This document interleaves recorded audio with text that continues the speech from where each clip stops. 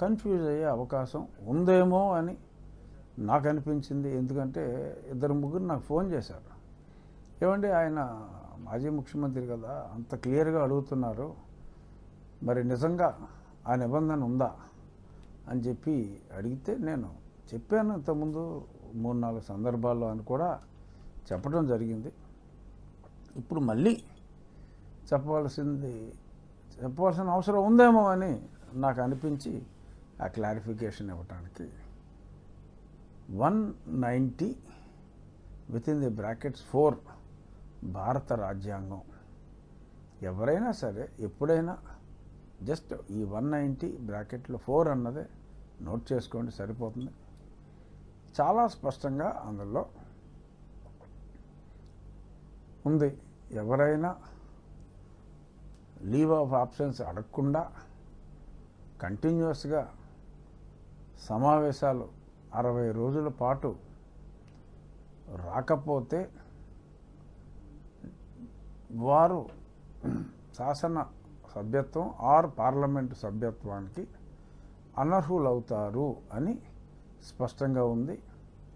అది అసెంబ్లీకి under 187 (2) rules of procedure and conduct of business in the AP అసెంబ్లీలో ఆ రాజ్యాంగంలోని ఆ 190 అధికరణాన్ని తీసుకొని అసెంబ్లీ రూల్స్లో కూడా చాలా స్పష్టంగా పేర్కొనడం జరిగింది. ఇది కూడా అసెంబ్లీ ఆ రూల్స్ కూడా నెట్లో ఉంటాయి.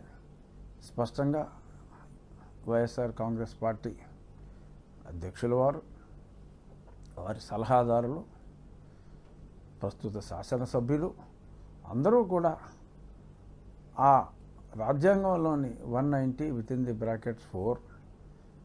Rules of procedure and conduct of business of AP assembly under 187 (2) ఈ రెండు చూసుకుంటే మరి ఎవరిని తప్పుదోవ పట్టిస్తున్నారు, ఎవరు స్పష్టంగా ప్రజలకి వివరణ ఇస్తున్నారు అనేది అర్థమవుతుంది. ఎందుకంటే ఇది చెప్పటం నా బాధ్యత. ఇకపోతే మరి ప్రతిపక్షానికి ఎంత సమయం ఇస్తారో మరి కొంతమంది ఎమ్మెల్యేలని వెళ్ళి తేల్చుకోమన్నారు.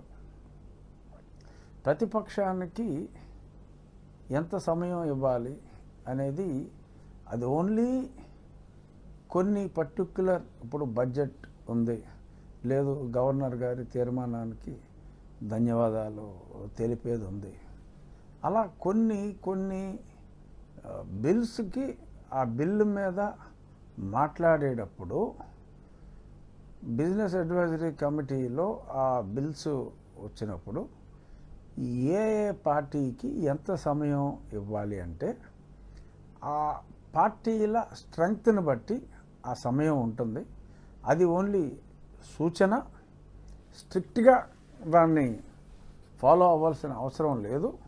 ఎందుకంటే ఇండిపెండెంట్ మెంబర్స్ కూడా అవకాశం ఇస్తారు, ఒక్కళ్ళే ఉన్నా కూడా వాళ్ళకు కూడా అవకాశం ఇస్తారు, కొంచెం తక్కువ సమయం ఇస్తారు. ఓవరాల్గా ఫర్ ఎగ్జాంపుల్ ఇప్పుడు ఎంతోమంది తెలుగుదేశం పార్టీకి సంబంధించిన సభ్యులు ఉన్నారు, వాళ్ళకి 5 నిమిషాలే సమయం ఇస్తాం, 10 నిమిషాలే సమయం ఇస్తాం అంటూ సమంజసం కాదు. కొద్దిమంది మాట్లాడే అవకాశం ఉంటుంది. ఎందుకంటే ఆ పార్టీకి 10 నిమిషాలే ఇస్తాం అని అన్నారనుకోండి, మరి 130 మంది పైబడి ఉన్న ఆ పార్టీలో మరి అంతమంది సభ్యులు ఉన్నప్పుడు వాళ్ళకి నేను ఆ 10 నిమిషాలే ఇస్తాను అంటాం సమంజసం కాదు. సో కాబట్టి మనకి లోక్సభ ఆర్ ఎనీ అసెంబ్లీ విధి విధానాల్లో ఆ కేటాయించే సమయం బిజినెస్ అడ్వైజరీ కమిటీలో కూర్చున్నప్పుడు డిసైడ్ అవుతుంది. వీళ్ళు యువజన శ్రామిక రైతు కాంగ్రెస్ పార్టీ వారు బీఏసీకి కూడా రావటం లేదు. వచ్చినప్పుడు ఈ పర్టికులర్ టాపిక్ మీద మాకు కాస్త ఎక్కువ సమయం ఇవ్వండి అని వారు అడిగితే శాసనసభాపతి గారు కన్సిడర్ చేయొచ్చు. ఆ డిస్క్రిప్షన్ చాలా వరకు ఉంటుంది. బట్ అసెంబ్లీలో శాసనసభ్యులు మాట్లాడేది ఒక బిల్లుల మీదే కాదు, జీరో అవర్ ఉంటుంది. మెయిన్గా ముఖ్యంగా ప్రశ్నోత్తరాల సమయం క్వశ్చన్ అవర్ ఉంటుంది. ప్రతిరోజు క్వశ్చన్ అవర్లో 2 ప్రశ్నలు